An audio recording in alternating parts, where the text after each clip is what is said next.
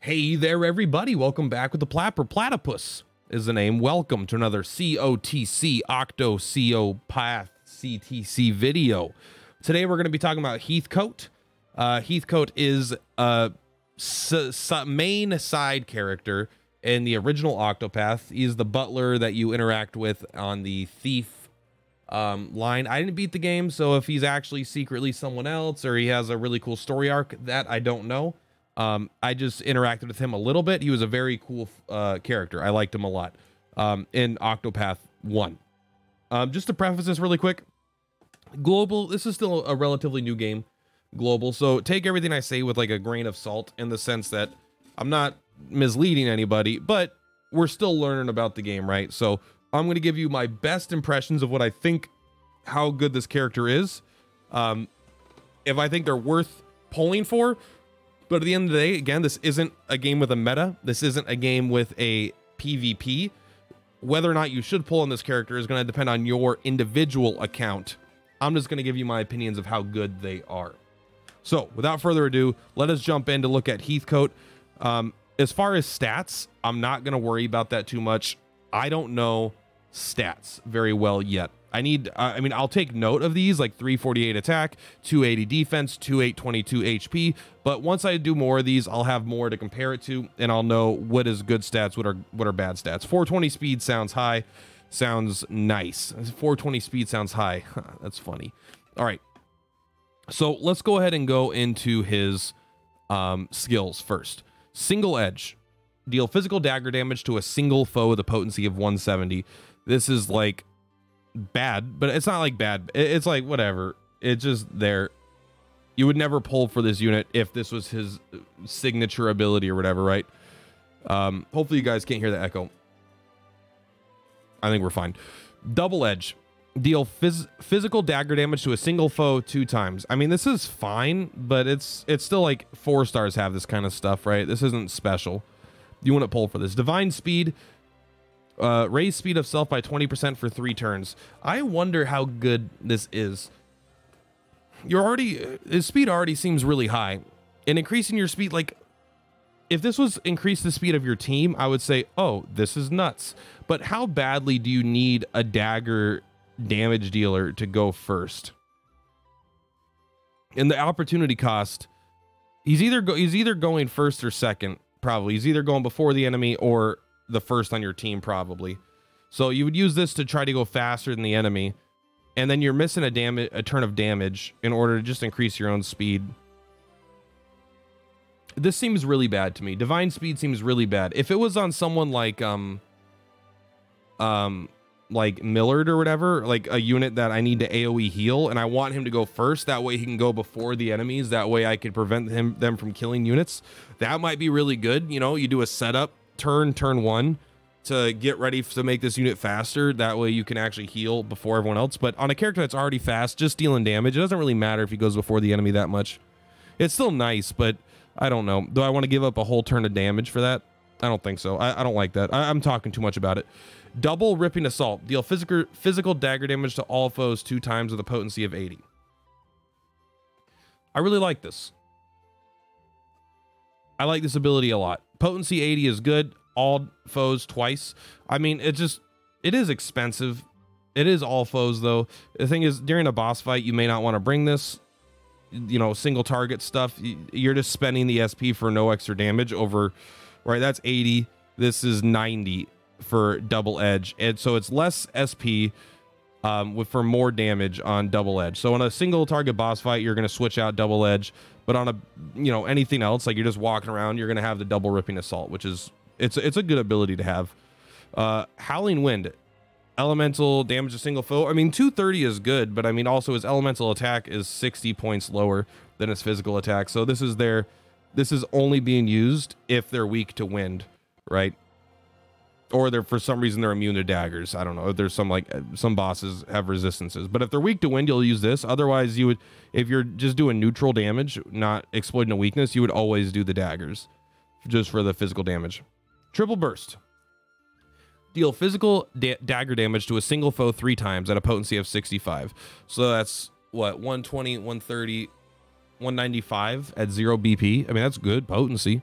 Lower shield points even when not striking weak points. I mean, this is insane. This is 3 shields regardless if they're weak to daggers.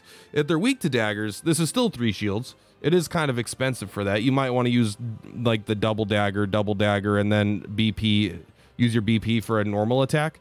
But this is still 3 shields. That's insane. Very, very good. I love this ability. It actually makes him probably worth pulling alone. It seems like one of the most powerful abilities in the whole game right now. It depends on his, I mean, he could use it almost 10 times. I mean, he could use it like 9 times in a row. And if you put him in the back row for a turn, he could use it probably a 10th time. Triple burst is fantastic. The potency is like a little low, but it doesn't matter because if they're weak to daggers and you're trying to deal damage to them, you'll use one of your higher potency abilities. Deal elemental wind damage to all foes 2 times. Lower shield points even when not striking weak points. This is good. It's good because it's an AoE way to break shields. I like it. I like that he has an AoE way to break shields that could double as coverage for wind, right? Because he has 1 wind ability for single target that you may not want to be using that much. So you could just have this if you need wind damage, but also if they don't have wind weakness, then you could still do AoE to everything. But if there's only 1 target, then you're going to default the triple burst probably. So storm burst has a scenario. I think it's a little more niche. This next ability though, double wide burst, deal physical dagger damage to all foes 2 times. I just don't get it.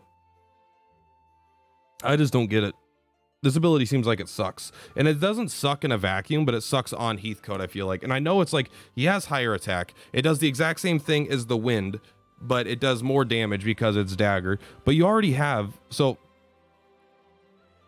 you're using this if they don't have a dagger weakness and you're fighting multiple targets. So it does the same thing as Stormburst, but Stormburst has the advantage of doing coverage for a different element sometimes. You don't need the coverage of dagger because you already have triple burst. You already have double ripping assault. Like, you've got really good dagger abilities. Deal physical dagger damage to all foes 2 times. This, if they're weak to daggers, does the exact same thing for more damage with less SP cost than double wide burst. So if they're weak to daggers, and if they're not weak to daggers, then like if they weren't weak to daggers, but they were weak to wind, you'd want to be running storm burst. If they're not weak to daggers or wind, you're going to want to be using triple burst.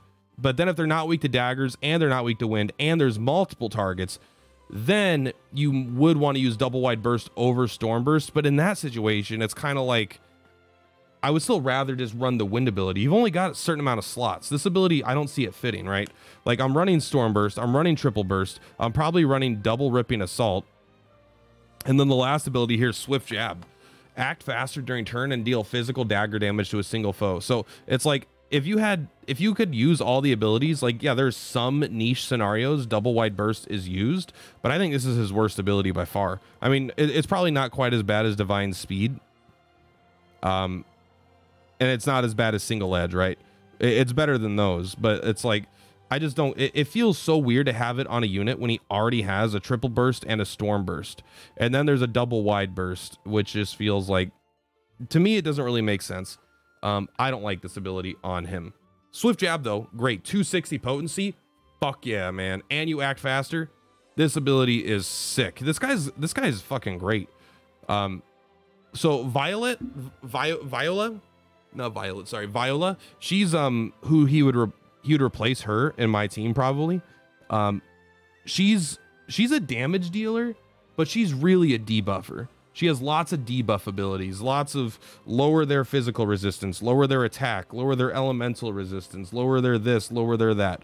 And he doesn't do that. This guy, Heathcote, is in there to kill shit. Heathcote, I'm very impressed with your skills overall. Passive skills, chance ailment recovery at turn's end. At the end of turn, so 1 out of 5 turns, 20% chance to recover from some of own status ailments. I don't think this is good.